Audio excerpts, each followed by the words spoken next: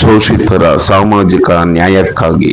ಎಲ್ಲರೂ ಕೈಯನ್ನ ಮುಷ್ಟಿ ಹಿಡಿದು ಒಂದ್ಸಲ ಎಲ್ಲರೂ ಜೋರಾಗಿ ಜೈ ಭೀಮ್ ಹೇಳಿದ್ರೆ ಬಹಳ ಚೆನ್ನಾಗಿರುತ್ತೆ. ಬಾಬಾ ಸಾಹೇಬ್ ಅಂಬೇಡ್ಕರ್ಗೆ ತಾವೆಲ್ಲರೂ ಕೊಡುವಂತ ಗೌರವ. ಒಂದ್ಸಲ ಎಲ್ಲರೂ ಕೈಯನ್ನ ಮುಷ್ಟಿ ಹಿಡಿರಿ. ಜೈ ಭೀಮ್, ಜೈ ಭೀಮ್, ಜೈ ಭೀಮ್, ಜೈ ಭೀಮ್, ಜೈ ಭೀಮ್, ಜೈ ಭೀಮ್. ಸ್ನೇಹಿತರೆ, ವೇದಿಕೆಯ ಮೇಲೆ ಉಪಸ್ಥಿತರಿರುವಂತಹ ನಮ್ಮ ನಿಮ್ಮೆಲ್ಲರ ಬಡವರ ಸಾಹೇಬ ಆದಂತಹ ಗೌರವಾನ್ವಿತ ಡಾಕ್ಟರ್ ಎಂ ವೆಂಕಟರಾಮಣ್ಣನವರಿಗೆ ಅವರ ಪಾದಗಳಿಗೆ ನಮಿಸುತ್ತಾ, ಈ ವಿಜಯನಗರ ಭಾಗದ GPA ಅಧ್ಯಕ್ಷರಾದಂತಹ ರಾಮಮೂರ್ತಿ ಸರ್ ಅವರು ಹಾಗೂ ಸಿದ್ದಪ್ಪ ಸರ್ ಅವರು ಹಾಗೂ ಪೊಲೀಸ್ ಸಂಘದ ಮತ್ತು ವಿಧಾನಸೌಧದಲ್ಲಿ ಕಾರ್ಯನಿರ್ವಹಿಸ್ತಕ್ಕಂಥ ಅವರು ಸಹ ಹಾಗೂ ನಮ್ಮ ಮಹಿಳೆಯರಾದಂತಹ ಗಾಯತ್ರಿರವರು, ಭಾಗ್ಯರವರು ಸಹ ನಮ್ಮ ಜೊತೆ ಇದ್ದಾರೆ. ಸ್ನೇಹಿತರೆ, ನಾವೆಲ್ಲರೂ ಇವತ್ತು ಇಲ್ಲಿ ಒಂದು ಸಂಜೆಯ ಶುಭ ಸಂದರ್ಭದಲ್ಲಿ ನಾವಿಲ್ಲೆಲ್ಲರೂ ಸೇರಿದ್ದೀವಿ. ನಾವೆಲ್ಲರೂ ಒಂದು ಕಡೆ ಸೇರೋದೇ ಒಂದು ಅದ್ಭುತವಾದಂಥ ವಿಚಾರ ಅಂತ ಹೇಳ್ಬೋದು. ಯಾಕಂದರೆ ಎಲ್ಲರೂ ಒಂದು ಕಡೆ ಬಂದ್ರೇ ಯಾವುದಾದ್ರೂ ಒಂದು ವಿಷಯನ ನಾವು ತಿಳ್ಕೊಳ್ಳೋಕ್ಕಾಗೋದು. ಇವತ್ತು ಭಾಳಷ್ಟು ಜನ ವಿಜಯನಗರದ ಹೆಣ್ಮಕ್ಳು ಇಲ್ಲಿ ಭಾಗವಹಿಸಿದ್ದಾರೆ. ನಮ್ಮ ರಾಮಮೂರ್ತಿ ಸರ್ ಯಾವಾಗಲೂ ಹೇಳ್ತಾ ಇರ್ತಾರೆ, ನಮ್ಮ ವಿಜಯನಗರ ಭಾಗದಲ್ಲಿ ಒಂದು 500 ಜನ ಹೆಣ್ಮಕ್ಳನ್ನು ಸೇರಿಸಿ ಅವರಿಗೆ ತರಬೇತಿಗಳನ್ನು ಕೊಡಬೇಕು, ಅವರಿಗೆ ಗೌರ್ಮೆಂಟಲ್ಲಿರೋ ಸ್ಕೀಮ್ಗಳನ್ನು ತಿಳಿಸ್ಬೇಕು ಅಂತ ಭಾಳಷ್ಟು ಸಲ ಅವ್ರು ಹೇಳಿದ್ದಾರೆ ನನ್ನ ಹತ್ರ. ಇವತ್ತು ಮುಖ್ಯವಾಗಿ ನಮ್ಮ ರಾಷ್ಟ್ರೀಯ ಅಧ್ಯಕ್ಷರ ಜನ್ಮದಿನ ಜೂನ್ 4ನೇ ತಾರೀಕು ಬಹಳ ಅದ್ಧೂರಿಯಾಗಿ ಟೌನ್ ಹಾಲ್ ಅಲ್ಲಿ ಸುಮಾರು 2,000 ಜನ ಸೇರಿ ಅಣ್ಣವರ ಹುಟ್ಟುಹಬ್ಬವನ್ನು ಆಚರಣೆ ಮಾಡಿದ್ವಿ. ಇವತ್ತು ನಿಮ್ಮ ಭಾಗದಲ್ಲಿ ಅಣ್ಣವರ ಜನ್ಮದಿನದ ಅಂಗವಾಗಿ ಇವತ್ತು ಏನು ಕಾರ್ಯಕರ್ತರ ಸಮಾವೇಶವನ್ನು ನಾವಿಲ್ಲಿ ಹಮ್ಮಿಕೊಂಡಿದ್ದೀವಿ. ಈ ಒಂದು ಶುಭ ಸಂದರ್ಭದಲ್ಲಿ ಅಣ್ಣನಿಗೆ ಮೊದಲು ನಾನು ಶುಭಾಶಯಗಳನ್ನು ಹೇಳ್ತಾ, ಕಾರ್ಯಕರ್ತರ ಸಮಾವೇಶ ಅಂತ ಹೇಳಿದ್ರೇ ನಾವೆಲ್ಲ ಸಮತಾ ಸೈನಿಕ ದಳದ ಸೈನಿಕರಂತೆ ನಾವು ಶಕ್ತಿಯನ್ನ ತುಂಬುವಂತ ರೀತಿಯಲ್ಲಿ ಈ ವಿಜಯನಗರ ಭಾಗದಲ್ಲಿ ಏನು ಇವಾಗ GPA ಎಲೆಕ್ಷನ್ ಬರ್ತಾ ಇದೆ, ಆ GPA ಎಲೆಕ್ಷನ್ ಅಲ್ಲಿ ಸಹ ನಮ್ಮ ಪಾತ್ರ ಎಷ್ಟಿದೆ, ನಾವು ಯಾವ ರೀತಿ ಅದರಲ್ಲಿ ಭಾಗವಹಿಸಬೇಕು, ಎಲೆಕ್ಷನ್ ಅಂದ್ರೆ ಏನು, ವೋಟ್ ಅಂದ್ರೆ ಏನು ಅನ್ನೋದನ್ನ ನಾವು ಮೊದಲು ತಿಳ್ಕೋಬೇಕಾಗಿದೆ. ಬಾಬಾ ಸಾಹೇಬ್ ಅಂಬೇಡ್ಕರ್ ಅವರು ನಮಗೆ ವೋಟ್ ಹಾಕೋ ಹಕ್ಕನ್ನ ಕೊಟ್ಟಿಲ್ಲ ಅಂತ ಹೇಳಿದ್ರೆ ನಾವು ಯಾರನ್ನು ಸಹ ಈ ದೇಶದ ಪ್ರಜೆ ಅಂತ ಗುರುತಿಸ್ಕೊಳ್ಳಕ್ಕೆ ಸಾಧ್ಯ ಆಗ್ತಿರ್ಲಿಲ್ಲ. ಪ್ರಜಾಪ್ರಭುತ್ವದಲ್ಲಿ ಪ್ರತಿಯೊಬ್ಬ ಮನುಷ್ಯನಿಗೂ, ಒಬ್ಬ ಭಿಕ್ಷುಕನಿಗೂ ಒಂದೇ ಓಟು, ಒಬ್ಬ ಪ್ರಧಾನಮಂತ್ರಿಗೂ ಒಂದೇ ಓಟ್ ಅನ್ನೋದನ್ನ ನಾವೆಲ್ಲರೂ ತಿಳ್ಕೋಬೇಕಾಗಿದೆ. ರಿಪಬ್ಲಿಕನ್ ಪಾರ್ಟಿ ಆಫ್ ಇಂಡಿಯಾ ಅಂತ ಹೇಳಿದ್ರೆ ಬಾಬಾ ಸಾಹೇಬ್ ಅಂಬೇಡ್ಕರ್ ಅವರು ಅವರೇ ಕಟ್ಟಿದಂಥ ಪಕ್ಷ. ಬಾಬಾ ಸಾಹೇಬ್ ಅಂಬೇಡ್ಕರ್ ಅವರು ಜೀವಂತವಾಗಿದ್ದಂಥ ಸಂದರ್ಭದಲ್ಲಿ ನನ್ನ ಎಲ್ಲ ಸಮುದಾಯದ ಶೋಷಿತ ವರ್ಗದ ಬಡವರಿಗಾಗಿ ಈ ಒಂದು ಪಕ್ಷವನ್ನು ಕಟ್ಟಿ ನನ್ನ ಜನ ಎಲೆಕ್ಷನ್ ನಿಂತ್ಕೋಬೇಕು ಅಂತ ಹೇಳಿ ಬಾಬಾ ಸಾಹೇಬ್ ಅಂಬೇಡ್ಕರ್ ಅವರು ರಿಪಬ್ಲಿಕನ್ ಪಾರ್ಟಿ ಆಫ್ ಇಂಡಿಯಾ ಅನ್ನೋ ಒಂದು ಪಕ್ಷವನ್ನು ಕಟ್ಟಿದ್ರು.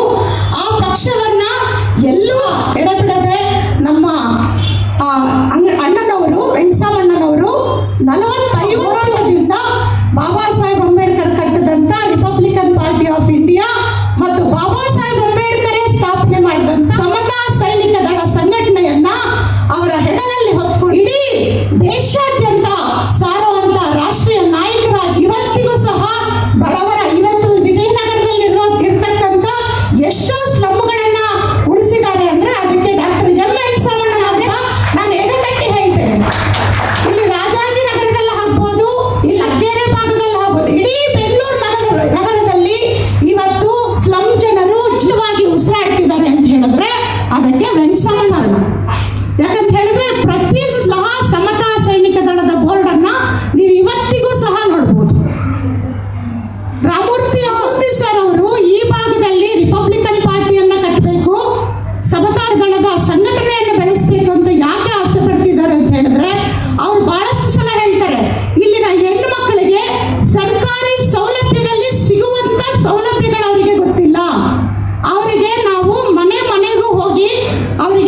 ಮುಟ್ಟಿಸ್ಬೇಕು. ಸರ್ಕಾರದಲ್ಲಿ ಏನೆಲ್ಲ ಹೆಣ್ಣು ಮಕ್ಕಳು ಆರ್ಥಿಕವಾಗಿ ಬೆಳೆಯುವಂತ ಸೌಲಭ್ಯಗಳಿದೆ ಅದನ್ನ ಮನೆ ಮನೆಗೂ ತಲುಪಿಸುವಂತ ಕೆಲಸ ಮಾಡಬೇಕು ಅಂತೇಳಿ ರಾಮಮೂರ್ತಿ ಸರ್ ಅವರು ಬಹಳಷ್ಟು ಸಲ ಮಾಡ್ತಾರೆ. ಇವತ್ತು ಇಲ್ಲಿ ಬಹಳಷ್ಟು ಜನ ಹೆಣ್ಮಕ್ಳು ನೀವು ಇಲ್ಲಿ ಭಾಗವಹಿಸಿದ್ದೀರಾ ಅಂತ ಹೇಳಿದ್ರೆ ಸಂಘಟನೆಯನ್ನ ಕಟ್ಟಿದ್ರೆ ಮಾತ್ರ ನಾವು ಯಾವುದೇ ಒಂದನ್ನ ಸಾಧನೆ ಮಾಡೋದಕ್ಕೆ ಸಾಧ್ಯ ಆಗುತ್ತೆ. ಅದನ್ನ ನಾವೆಲ್ಲರೂ ಸಹ ಅರ್ಥ ಮಾಡ್ಕೋಬೇಕು. ಬಾಬಾ ಸಾಹೇಬ್ ಅಂಬೇಡ್ಕರ್ ಅವರು ಇಲ್ಲ ಅಂತ ಹೇಳಿದ್ರೆ ಈ ದೇಶದಲ್ಲಿ ಯಾವ ಪ್ರಜೆನೂ ನಾನು ಒಬ್ಬ ಮನುಷ್ಯ ಅಂತ ಬದುಕಕ್ಕೆ ಸಾಧ್ಯ. ಆದ್ರೆ ಸಾಮಾನ್ಯ ಜನರಲ್ಲಿ ಏನಂತ ಅನ್ಕೊಳ್ತಾರೆ ಅಂದ್ರೆ ಡಾಕ್ಟರ್ ಬಾಬಾ ಸಾಹೇಬ್ ಅಂಬೇಡ್ಕರ್ ಅಂತ ಹೇಳಿದ್ರೆ ಬರೀ SC/ST ಗಳಿಗೆ ನಾಯಕರವರು, SC/ST ಗಳಿಗೆ ಮಾತ್ರ ಸೌಲಭ್ಯ ಕೊಟ್ಟಿದ್ದಾರೆ. ಅಲ್ಲ, ಬಾಬಾ ಸಾಹೇಬ್ ಅಂಬೇಡ್ಕರ್ ಈ ದೇಶದಲ್ಲಿ ಬದುಕಿದಂತ ಪ್ರತಿಯೊಬ್ಬ ಪ್ರಜೆಗೂ ಸಹ ಸಂವಿಧಾನದಲ್ಲಿ ಅವ್ರದೇ ಆದಂತ ಹಕ್ಕುಗಳನ್ನ ಬಾಬಾ ಸಾಹೇಬ್ ಅಂಬೇಡ್ಕರ್ ಅವರು ಕೊಟ್ಟಿದ್ದಾರೆ. ಅದನ್ನ ನಾವೆಲ್ಲರೂ ತಿಳ್ಕೋಬೇಕು. ಪ್ರತಿಯೊಬ್ಬ ಜಾತಿಯವರಿಗೂ ಸಹ ಸಂವಿಧಾನದಲ್ಲಿ ಅವ್ರದೇ ಆದಂತ ಹಕ್ಕಿದೆ. ಮಹಿಳಾ ಮೀಸಲಾತಿಯನ್ನ ಬಾಬಾ ಸಾಹೇಬ್ ಅಂಬೇಡ್ಕರ್ ಅವರು ಹಿಂದೂ ಕೋಡ್ ಬಿಲ್ ಅಂತ ತರ್ತಾರೆ. ಅದರಲ್ಲಿ ಬಾಬಾ ಸಾಹೇಬ್ ಅಂಬೇಡ್ಕರ್ ಅವರು ಹೆಣ್ಣು ಮಕ್ಕಳಿಗೆ ಅವ್ರದೇ ಆದಂತ ಹಕ್ಕು ಅಧಿಕಾರಗಳು ಅವಕಾಶಗಳು ಸಿಗಬೇಕು. ಬಾಬಾ ಸಾಹೇಬ್ ಅಂಬೇಡ್ಕರ್ ಅವರು ತಮ್ಮ ವಕೀಲ ವೃತ್ತಿಗೆ ಸಹ ಅವರು ರಾಜೀನಾಮೆಯನ್ನು ಕೊಟ್ಟು ಹೊರಗಡೆ ಬರ್ತಾರೆ. ಮಂತ್ರಿ ಹುದ್ದೆಗೆ ಅವರು ರಾಜೀನಾಮೆಯನ್ನು ಕೊಟ್ಟು ಹೊರಗಡೆ ಬರ್ತಾರೆ. ಬಾಬಾ ಸಾಹೇಬ್ ಅವರು ಅಂಬೇಡ್ಕರ್ ಅವರ ಅವತ್ತು ಮಾಡಿದಂತ ಅವರ ತ್ಯಾಗ ಸಾಧನೆಯಿಂದ ಪ್ರತಿಯೊಬ್ಬ ಜಾತಿ ಹೆಣ್ಮಕ್ಳು ಇವತ್ತು ನಾವು ಅವಕಾಶಗಳನ್ನ ಪಡೆಯುವಂತ ಒಂದು ಪರಿಸ್ಥಿತಿಯಲ್ಲಿ ನಾವಿದ್ದೀವಿ. ಅದನ್ನಾದ್ರೂ ಅರ್ಥ ಮಾಡ್ಕೋಬೇಕು. ಬಾಬಾ ಸಾಹೇಬ್ ಅಂಬೇಡ್ಕರ್ ಅವರು ಕೇವಲ SC/ST ಮಾತ್ರ ಅಲ್ಲ, ಪ್ರತಿಯೊಬ್ಬರಿಗೂ ಬ್ರಾಹ್ಮಣ ಹೆಣ್ಮಕ್ಳಿಗೂ ಅನುಕೂಲ ಮಾಡಿಕೊಟ್ಟಿದ್ದಾರೆ, ಗೌಡ್ರ ಹೆಣ್ಮಕ್ಳಿಗೂ ಅನುಕೂಲ ಮಾಡಿಕೊಟ್ಟಿದ್ದಾರೆ, ಕುರುಬರು, ಪ್ರತಿಯೊಬ್ಬ ಜಾತಿಯ ಹೆಣ್ಣುಮಕ್ಕಳು ಸಹ ಇವತ್ತು ವಿದ್ಯಾಭ್ಯಾಸದಲ್ಲಾಗ್ಬೋದು, ಉದ್ಯೋಗದಲ್ಲಾಗ್ಬೋದು, ಸರ್ಕಾರಿ ಕೆಲವೊಂದು ಸೌಲಭ್ಯಗಳಿಗಾಗ್ಬೋದು, ಪ್ರತಿಯೊಂದರಲ್ಲೂ ಹೆಣ್ಣು ಮಕ್ಕಳಿಗೆ ಅವಕಾಶ ಸಿಕ್ಕಿರೋದು ಬಾಬಾ ಸಾಹೇಬ್ ಅಂಬೇಡ್ಕರ್ ಕೊಟ್ಟಂತ ಅಧಿಕಾರದಿಂದ ನಾವೆಲ್ಲರೂ ಸಹ ಅರ್ಥ ಮಾಡ್ಕೋಬೇಕು. ಇವತ್ತು ನಾವು ಹೆಣ್ಮಕ್ಳು ಧೈರ್ಯವಾಗಿ ನಿಂತು ಬೇರೆ ಮಾತಾಡ್ತೀವಿ ಅಂತ ಹೇಳಿದ್ರೆ, ಇವತ್ತು ಒಂದು ಹೆಣ್ಮಗಳು IAS ಅಧಿಕಾರಿ ಆಗ್ತಾರೆ ಅಂತ ಹೇಳಿದ್ರೆ, ಇವತ್ತು ಏನು ಬುಡಕಟ್ಟು ಜನಾಂಗದ ಒಂದು ಹೆಣ್ಣುಮಗಳು ರಾಷ್ಟ್ರಪತಿ ಆಗ್ತಾರೆ ಅಂತ ಹೇಳಿದ್ರೆ ಅದಕ್ಕೆ ಬಾಬಾ ಸಾಹೇಬ್ ಅಂಬೇಡ್ಕರ್ ಒಬ್ಬರೇ ಕಾರಣ. ಇವತ್ತು ಎಷ್ಟೋ ದೇವಸ್ಥಾನಗಳಿಗೆ ಹೋಗಿ ನಾವು ದಾನ ಧರ್ಮ ಮಾಡ್ತೀವಿ, ದೇವಸ್ಥಾನದ ಹುಂಡಿಯಲ್ಲಿ ದುಡ್ಡು ಹಾಕ್ತೀವಿ. ಆದ್ರೆ ಪ್ರತಿಯೊಬ್ಬ ಹೆಣ್ಮಗಳು ಒಂದು ಗ್ರಂಥಾಲಯಕ್ಕೆ ಹೋಗಿ ಒಂದು ಪುಸ್ತಕ ಓದಿದ್ರೆ ಈ ದೇಶವನ್ನ ಆಳುವಂತ ಹೆಣ್ಮಕ್ಳು ಆಗ್ತಾರೆ. ಬಾಬಾ ಸಾಹೇಬ್ ಅಂಬೇಡ್ಕರ್ ಕೊಟ್ಟಂತ ಸಂವಿಧಾನದಿಂದ ಈ ದೇಶದ ಪ್ರಧಾನಮಂತ್ರಿಯಾಗಿ ಇಂದಿರಾ ಗಾಂಧಿ ಅವರಾದ್ರು. ಅದನ್ನ ನಾವು ಅರ್ಥ ಮಾಡ್ಕೋಬೇಕು. ಓಟಿನ ಹಕ್ಕನ್ನ ನಾವೆಲ್ಲರೂ ಅರ್ಥ ಮಾಡ್ಕೋಬೇಕು. ಕೇವಲ 2,000 ರೂಪಾಯಿಗೆ 1,000 ರೂಪಾಯಿಗೆ ನಾವು ಮಾರೋಗ್ಬಾರ್ದು. ನಮ್ಮ ಓಟನ್ನ ಮಾರಿದ್ರೆ ನನ್ನ ಮನೆಯ ಹೆಣ್ಣು ಮಕ್ಕಳನ್ನ ಮಾರದಂಗೆ